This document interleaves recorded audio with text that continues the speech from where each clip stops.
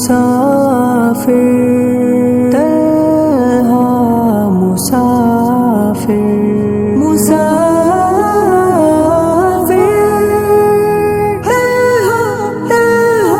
तन्हा मुसाफिर। अस्सलामु अलैकुम व रहमतुल्लाहि व बरकातुहू।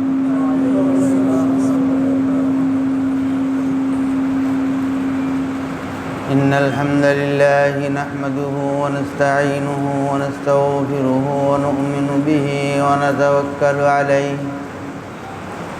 व नऊज़ु बिल्लाहि मिन शुरूरि अनफुसिना व मिन सय्यिआति अअमालिना। मन यहदिल्लाहु फला मुदिल्ल लहु व मन युद्लिल फला हादिय लहु।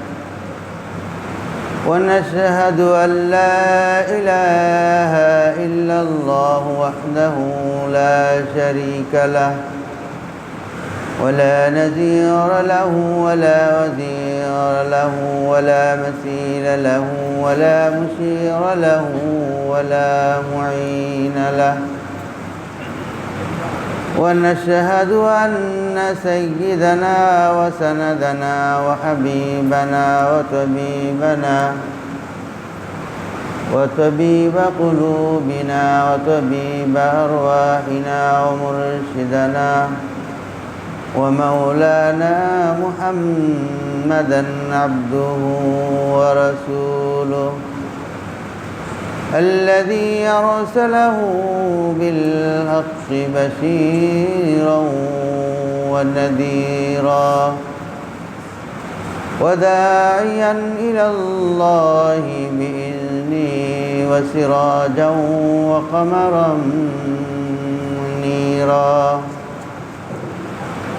اللهم صل على سيدنا ومولانا محمد في أول كلامنا.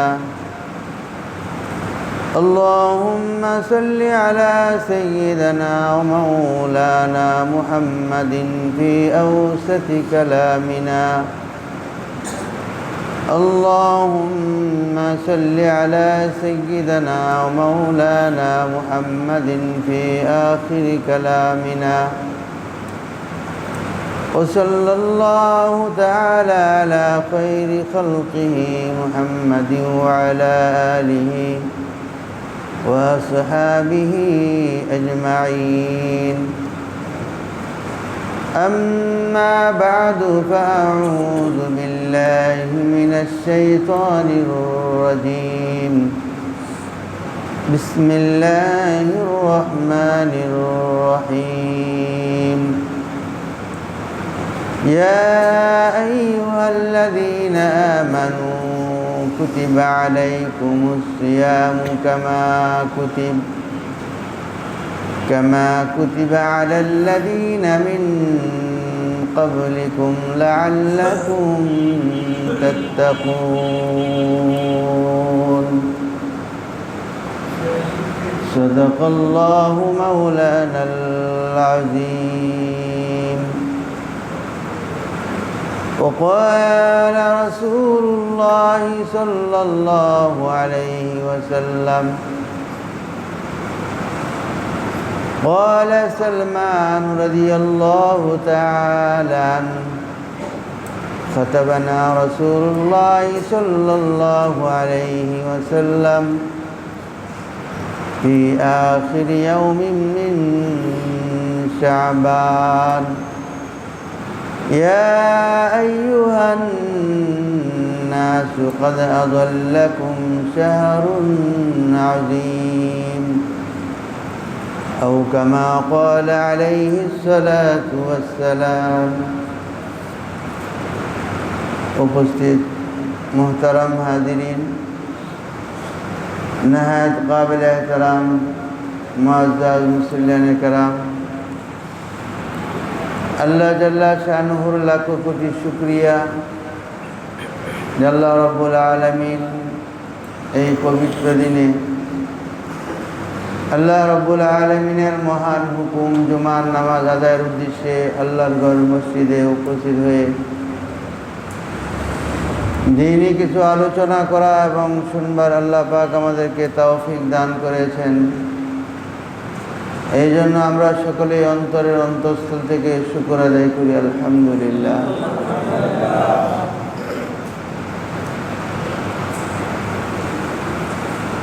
আল্লাহ রাব্বুল আলামিনের শান, আল্লাহ রাব্বুল আলামিনের মর্যাদা সকলের ঊর্ধ্বে। আল্লাহ তাআলা তিনি মহান, আল্লাহ তাআলা তিনি সবচেয়ে বড়। এই আল্লাহ তাআলার বড়ত্বকে সবসময় আলোচনা করা, আল্লাহ তাআলার বড়ত্বকে সবসময় বর্ণনা করা,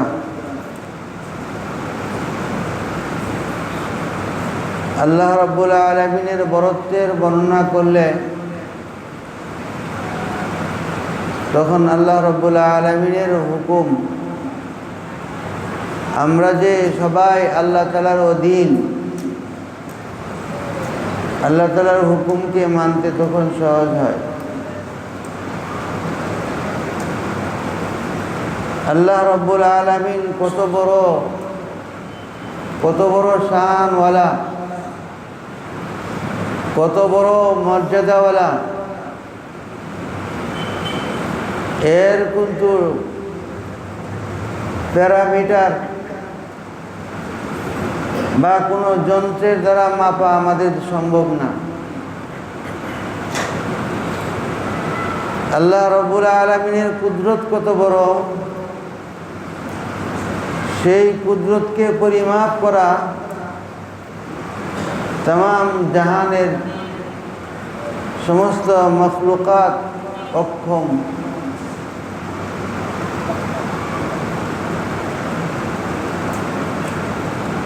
এই জন্য আমরা আল্লাহ তাআলার কাছে সর্বদা কৃতজ্ঞতা জ্ঞাপন করি, শুকরিয়া আদায় করি। লাইন শাকারতুম লাযীদান্নাকুম, যদি তোমরা শুকরিয়া আদায় করো, আল্লাহ তাআলা বলেন যে তোমাদের নেয়ামতকে আমি আরো বাড়িয়ে দিই। ওয়ালাইন কাফারতুম ইন্না আযাবি লাশাদীদ, আর যদি তোমরা নেয়ামতের কদর না করো, না শুকর হও, অকৃতজ্ঞ হও, তাহলে ফলাফল তোমাদের জন্য সামনে বড় কঠিন শাস্তি। এই জন্য আল্লাহ তাআলা আমাদেরকে যে অবস্থায় রেখেছেন, যে অবস্থায় আমরা আছি, হার হালতে আল্লাহ তাআলার শুকরিয়া আদায় করা। আলহামদুলিল্লাহি আলা কুল্লি হাল। যে একজন মানুষ তার কোনো পতন বা অধঃপতন বা অক্ষমতা, তাকে যখন প্রশ্ন করা হয়, জিজ্ঞাসা করা হয়, সেই অবস্থাতেও স্বীকার করে নেওয়া আলহামদুলিল্লাহ, যে আমি এই জবানের দ্বারা আল্লাহর প্রশংসা আমি করতে পারলাম,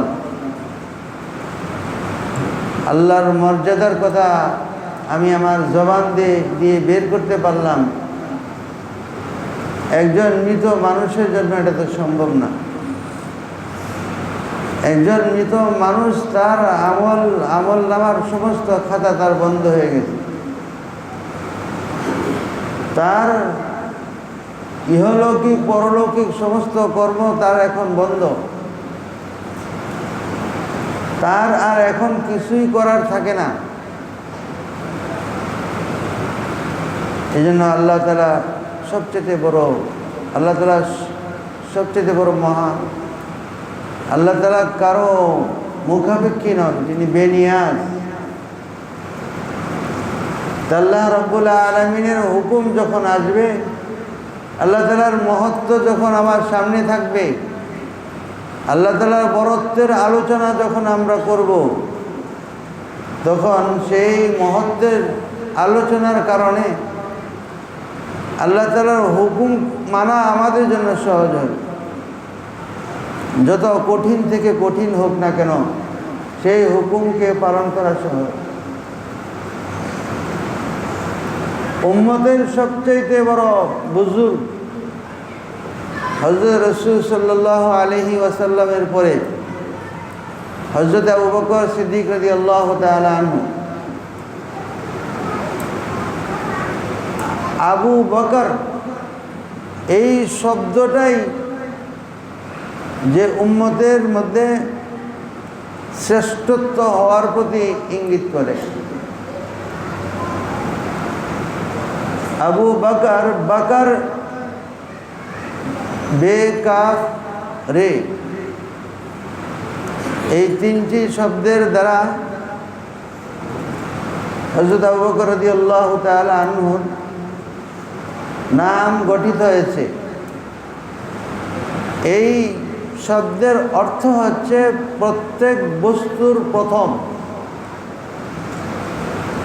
প্রত্যেক বস্তুর প্রথমকেই বলা হয় বকর। সিজনের প্রথম যে ফল আসে এবং যে ফলটা এখনো অপরিপক্ক হয় নাই, পরিপক্ক হবে, বা সিজনের প্রথম ফলকে আরবি ভাষায় বলা হয় বাকুর। হযরত রাসূল আকরাম সাল্লাল্লাহু আলাইহি ওয়াসাল্লামের কাছে মদিনার লোকেরা যখন খেজুর নিয়ে আসতেন বাগান থেকে, ওই ফলটাই নিয়ে আসতেন যে গাছের মধ্যে যে ফলটা আগে হইত। এই ফলের নাম হইল বাকুর, প্রথম ফল। বাংলা ভাষায় আমরা একটা শব্দ বলি কুমারী, যেটা ছোট বাচ্চা মেয়েদের বেলায় প্রযোজ্য। আরবি ভাষায় এটাকে বলা হয় বাকেরা। কুমারী বা বাকেরা তখন বলা হয় যখন অপ্রাপ্ত একটা বয়স্কা মেয়ে, সে কোনো পুরুষ স্বামীর চিন্তাও করে না, চিন্তাও তার আসে না, এইরকম মেয়েকে বলা হয় কুমারী বা বাকেরা। হযরত আবু বকর সিদ্দিক রাদিয়াল্লাহু তাআলা আনহু, তিনি উম্মতের মধ্যে সর্বপ্রথম এবং প্রথম মহৎ ব্যক্তিত্বের অধিকারী। হযরত আবু বকর সিদ্দিক রাদিয়াল্লাহু তাআলা আনহু, তার যে উচ্চতা, এই উচ্চতাটা হলো এরকম যে সূর্য যখন উদিত হয় তখন সূর্যের প্রথম আলোটা ওই উঁচু যে দালান আছে বা কোনো একটা বস্তু আছে, ওই বস্তুর উপরে সর্বপ্রথম ওই সূর্যের আলোটা পড়ে। হযরত আবু বকর সিদ্দিক রাদিয়াল্লাহু তাআলা আনহুর উচ্চতা এরকম যে হযরত রাসূল আকরাম সাল্লাল্লাহু আলাইহি ওয়াসাল্লামের নবুয়তের উচ্চতার যে নূর, সেই নবুয়তের উচ্চতার নূরের আলোটা উম্মতের সর্বপ্রথম ব্যক্তি হযরত আবু বকর সিদ্দিক রাদিয়াল্লাহু তাআলা আনহুর শরীরের উপরে পড়ে। যে নবুয়তের দৃষ্টি এবং সেই নবুয়তের উচ্চতার আলো বা নূর হযরত আবু বকর সিদ্দিক রাদিয়াল্লাহু তাআলা আনহুর শরীরের মধ্যে পড়ছে, আর সেই আলোতে তিনি উদ্ভাসিত হয়ে উম্মতের মধ্যে সর্বপ্রথম সবচাইতে বড় ব্যক্তিত্বে তিনি পরিণত হয়েছেন।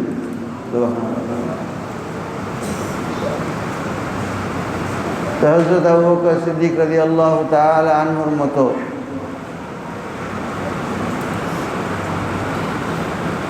হওয়া তো অনেক বড় কঠিন, তবে মাকামে সিদ্দিকিয়ত হযরত আবু বকর সিদ্দিক রাদিয়াল্লাহু তাআলা আনহুর নামের শেষে একটা পদবি লাগে, যেটা সিদ্দিক। এই সিদ্দিকিয়তের মর্যাদা বা এই সিদ্দিকিয়তকে অর্জন করা, এইটা আল্লাহ তাআলা বন্ধ করেন। মাকামে সিদ্দিকিয়তের মধ্যে মানুষ পৌঁছানো মানুষ তার আমলের দ্বারা এটা সম্ভব। যদি সারা দুনিয়ার মানুষ হযরত আবু বকর সিদ্দিক রাদিয়াল্লাহু তাআলা আনহুর মতো সিরত, তার যে আখলাক, তার যে চরিত্র, তার যে আমল, হযরত আবু বকর সিদ্দিক রাদিয়াল্লাহু তাআলা আনহুর যে গুণাবলী, ওইরকম গুণাবলী অর্জন করে যদি সমস্ত মানুষ, পৃথিবীর মানুষ যদি মাকামে সিদ্দিকিয়তের স্থানে পৌঁছে যায়, সিদ্দিকিয়ত লাভ করে, তাহলে তো এই দুনিয়াটা একটা বেহেশত হয়ে যায়। যদি সম্ভব হয় যে দুনিয়ার সমস্ত মানুষ হযরত আবু বকর সিদ্দিক রাদিয়াল্লাহু তাআলা আনহুর মতো যে সিদ্দিকিয়তের মর্যাদায় পৌঁছে তারা সিদ্দিক হয়ে গেছে, এরকম বড় মহত্বের অধিকারী যদি হয়ে যায়, আল্লাহ তাআলার যে শান, তার যে মহত্ব, তার যে মর্যাদা, তিনি যে কত বড় মহান, যে মহত্ব, যে মহান, যে শান আল্লাহর আগে যা ছিল, সমস্ত মানুষ আবু বকর সিদ্দিক রাদিয়াল্লাহু আনহুর মতো হয়ে যাওয়ার পরে দেও আল্লাহ তাআলার মর্যাদার মধ্যে একটু বৃদ্ধি পাবে। তিনি এত বড়, এত মহান। আর যদি দুনিয়ার সমস্ত মানুষ ফেরাউন হয়ে যায়, নমরুদ হয়ে যায়, কারুন হয়ে যায়, সাদ্দাদ হয়ে যায়, আবু জাহেল হয়ে যায়, আবু লাহাব হয়ে যায়, পৃথিবীর সর্বনিকৃষ্ট মানুষ তাদের মতো হয়ে যায়, আর পৃথিবী যদি এত খারাপ হালতের মধ্যে চলে যায়, আল্লাহ তাআলার যে শান, যে মর্যাদা আছে, সেই শান এবং মর্যাদার মধ্যে বিন্দু পরিমাণেরও কোনো কমি আসবে না। তিনি হলেন আল্লাহ তাআলা। সেই আল্লাহ রব্বুল আলামিন, তার হুকুম, তার বরত্ব, তার মহানুভবতা, এর আলোচনা যদি আমরা করি, বয়ান করি এবং আমরা আমাদের স্মৃতিতে রাখি, পেশ করি, তখন আল্লাহর হুকুমকে মানা আমাদের জন্য সহজ। হযরত রাসূল আকরাম সাল্লাল্লাহু আলাইহি ওয়াসাল্লাম শাবান মাসের শেষ দিনে হযরত সাহাবায়ে কেরাম রিদওয়ানুল্লাহি তাআলা আলাইহিম আজমাইনকে সমবেত করে এই বার্তায় দিয়েছিলেন, খাতাবানা রাসূলুল্লাহ সাল্লাল্লাহু আলাইহি ওয়াসাল্লাম ফি আখির ইয়াউমিন মিন শাবান, ইয়া আইয়ুহান নাস ক্বাদ আযাল্লাকুম শাহরুন আযীম। হুজুর সাল্লাল্লাহু আলাইহি ওয়াসাল্লাম এটা তো সাহাবাদেরকে বলা না, বরং সমস্ত উম্মতকে খেতাব করা, শোনানো আল্লাহর রাসূল সাল্লাল্লাহু আলাইহি ওয়াসাল্লামের বয়ানের উদ্দেশ্য, যে তোমাদের সামনে একটা বিরাট বড় মাস আসছে, অনেক বড় মাস, শাহরুন আযীম। হযরত নবী আলাইহিস সালাতু ওয়াস সালাম এই শাহরে আযীম একটা মাসের মধ্যে শুধু ব্যবহার করছেন, সেটা হলো রমাদান মাস। যে মাসের আগমনী বার্তায় রাসূল সাল্লাল্লাহু আলাইহি সাল্লাম বেশি বেশি বলতেন, আল্লাহুম্মা বারিক লানা ফি রজব ওয়া শাবান ওয়া বাল্লিগনা রমাদান। এই রমজান মাস আমাদের দরজায় কোরআন আছে।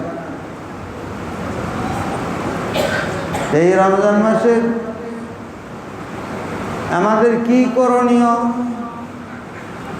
যে রমাদান আমাদের করণীয় হচ্ছে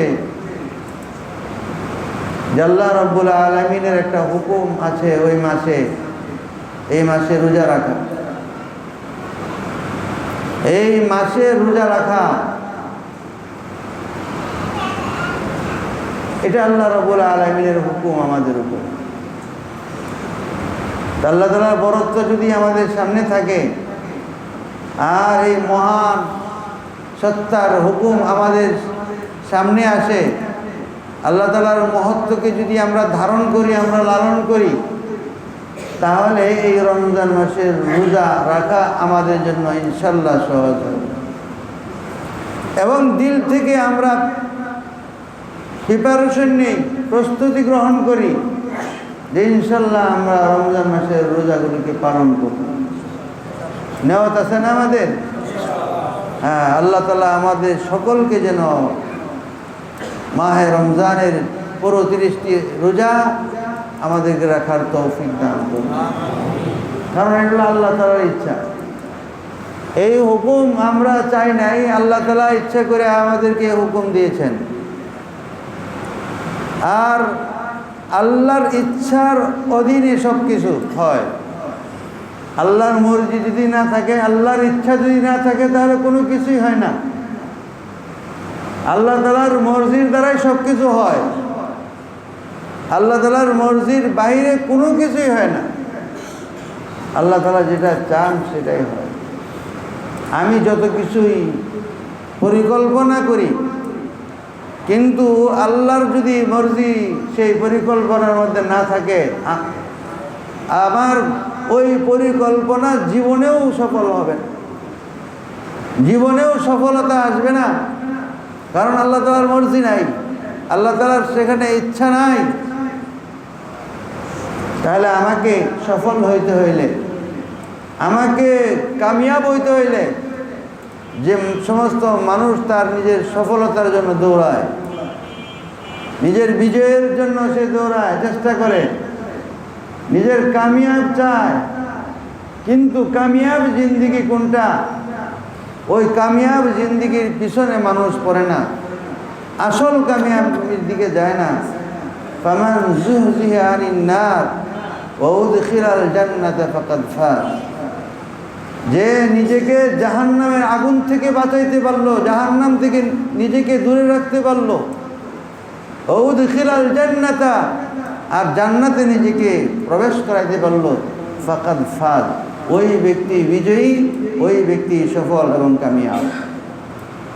আসল কামিয়াবি হইল এটা, যে আল্লাহর মর্জি অনুযায়ী কাজ করা, আল্লাহর মর্জি মোতাবেক চাওয়া, আল্লাহর মর্জি মোতাবেক অনুকরণ করা, সেই অনুযায়ী নিজের জীবনযাপন করা। সুতরাং মাহে রমজান এটা আপনি আমার মর্জি না, এটা আল্লাহর মর্জি, আল্লাহর ইচ্ছা। সেই ইচ্ছার একটা হুকুম রমজান মাসে রোজা রাখা। এই হুকুম আমাদেরকে দান করছেন। যে রোজার বিধান আগেরকার দিনে সমস্ত আম্বিয়া কেরাম যারা গেছেন তাদের সম্পর্কেও কোরআনে কারিমের মধ্যে বলা হয়েছে, ইয়া আইয়ুহাল্লাযীনা আমানু يا أيها الذين آمنوا كتب عليكم الصيام كما كتب على الذين من قبلكم لعلكم تتقون। এই ঈমানদাররা, তোমাদের উপরে রমজান মাসের রোজাকে ফরজ করা হয়েছে, কামা কুতিবা আলাল্লাযীনা মিন ক্বাবলিকুম, যেমন তোমাদের পূর্ববর্তীদের উপরে ফরজ করা হয়েছিল, লাআল্লাকুম তাত্তাকুন, যাতে তোমরা গুনাহ থেকে বাঁচতে পারো, যাতে তোমরা ভয় করো। এই জন্য আল্লাহর ভয় লাগবে। রমজানের রোজা রাখার জন্য আল্লাহর ভয় অন্তরের মধ্যে লাগবে। আল্লাহর ভয় আল্লাহর বরত্বের দ্বারা পয়দা হয়।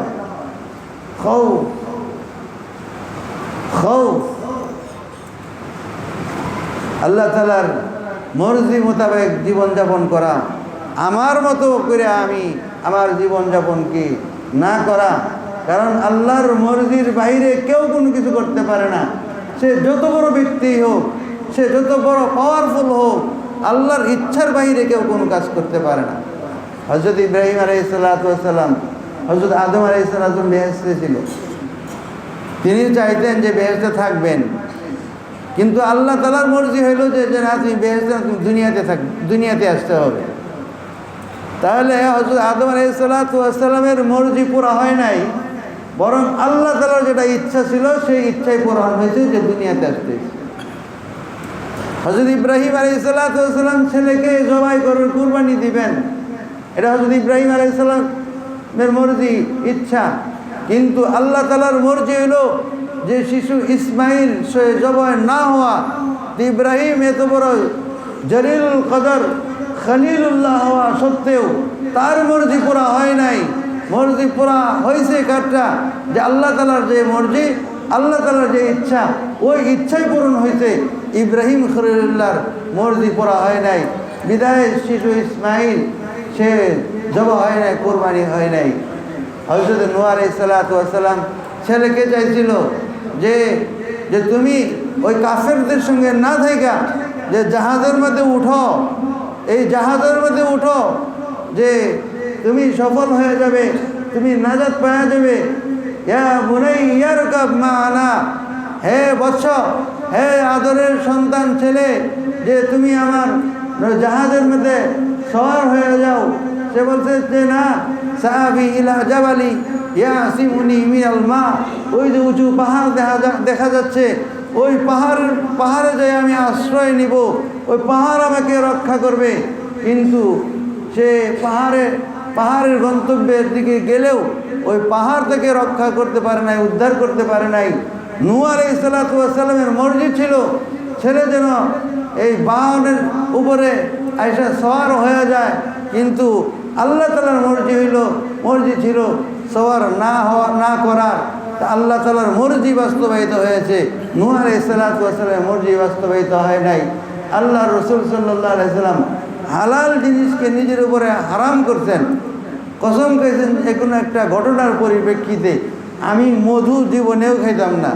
আল্লাহ তাআলা কয় তুমি মধু খাইতা না, আল্লাহ ওহী পাঠায় দিয়েছে, ইয়া আইয়ুহান নাবিয়্যু লিমা তুহাররিমু মা আহাল্লাল্লাহু লাক, হে নবী, লিমা তুহাররিমু মা আহাল্লাল্লাহু লাকা, আল্লাহ তাআলা যেটা তোমার জন্য হালাল করছেন সেটাকে তুমি কেন নিজের উপরে তুমি হারাম করছো? তা আল্লাহর মর্জি হলো যে হালাল সেই জিনিসকে তুমি ব্যবহার করো। আল্লাহর রাসূল সাল্লাল্লাহু আলাইহি ওয়াসাল্লাম কোনো কারণে বলছেন যে আমি মধু আমার জীবনেও আমি খাবো না।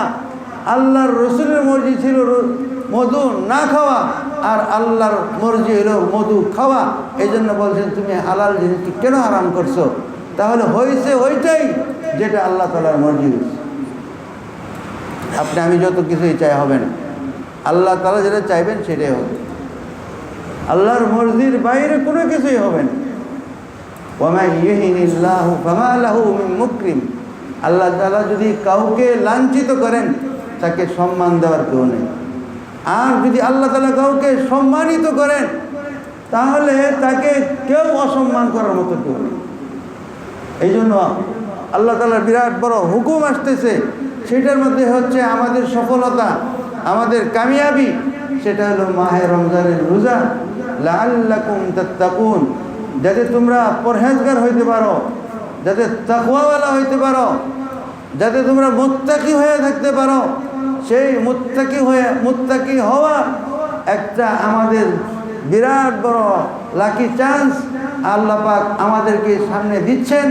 আমরা যদি গ্রহণ করি তা আশা করা যায় এই পুরো রমজান মাসের রোজা পালনের মাধ্যমে আমরা সকলেই পরহেজগার এবং মুত্তাকি হইতে পারবো। আমাদের ভিতরে তাকওয়া আসবে, আমাদের ভিতরে ভয় আসবে। যার কথা বলছিলাম যে উম্মতের সর্বশ্রেষ্ঠ ব্যক্তি হযরত আবু বকর সিদ্দিক রাদিয়াল্লাহু তাআলা আনহু, তার মধ্যে কত ভয় ছিল, কি ভয় ছিল যে হুজুর সাল্লাল্লাহু আলাইহি ওয়াসাল্লামের নবুয়তের স্বীকৃতি যে সবার আগে স্বীকার করছেন, আগে স্বীকৃতি দান করছেন। এবং আল্লাহ তাআলা তাকে মাকামে সিদ্দিকিয়ত দান করছেন।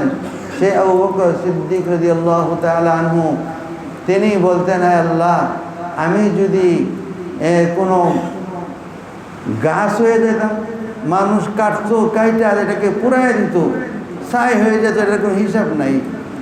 এই ভয় ছিল, এই ভয় ছিল। কোনো ঘাস হইতাম, কোনো জীব জানোয়ার আমাকে খেয়ে ফেলতো, পেশাব পায়খানা হয়ে আমি বের হয়ে যেত, তাহলে আমার কোনো ফিকির ছিল না, কোনো ভয়ের কোনো কারণ ছিল না। আমি যদি মাটি হয়ে যেতাম, মানুষ আমাকে পারাতো, যে আমার কোনো ভয়ের কোনো কারণ ছিল না। হযরত আবু বকর সিদ্দিক রাদিয়াল্লাহু তাআলা আনহু তার মধ্যে ইয়া লাইতানি কুনতু তুরাবা কোরআনের এই আয়াত পড়তেন, হায় আমি যদি মাটি হয়ে যাইতাম। দেখেন যে কত বড়, যে উম্মতের সর্বশ্রেষ্ঠ মর্যাদাবান ব্যক্তি হযরত আবু বকর সিদ্দিক রাদিয়াল্লাহু তাআলা আনহু, তার অন্তরের মধ্যে কত ভয়। সেই ভয়, সেই তাকওয়া অর্জন করার জন্যই আল্লাহ তাআলা লাআল্লাকুম তাত্তাকুন এই আয়াতের শেষ অংশে বলছেন, যাতে তোমরা মুত্তাকি হইতে পারো, যাতে তোমরা আল্লাহকে ভয় করো। এই তাকওয়া অর্জনের মাস এবং এই সংযমের মাস, গুনাহ থেকে বিরত থাকার মাস রমজান মাস। এই মাস আমাদের সামনে আসছে, ইনশাআল্লাহ আল্লাহ তাআলা আমাদেরকে যেন ওই রমজান মাসে পৌঁছায় দেয় এবং সেই রমজানের রোজা আমরা সকলেই পালন করতে পারি। আমাদেরকে তৌফিক দান করুন। ওয়া আখিরু দাওয়ানা আনিল হামদুলিল্লাহি রাব্বিল আলামিন।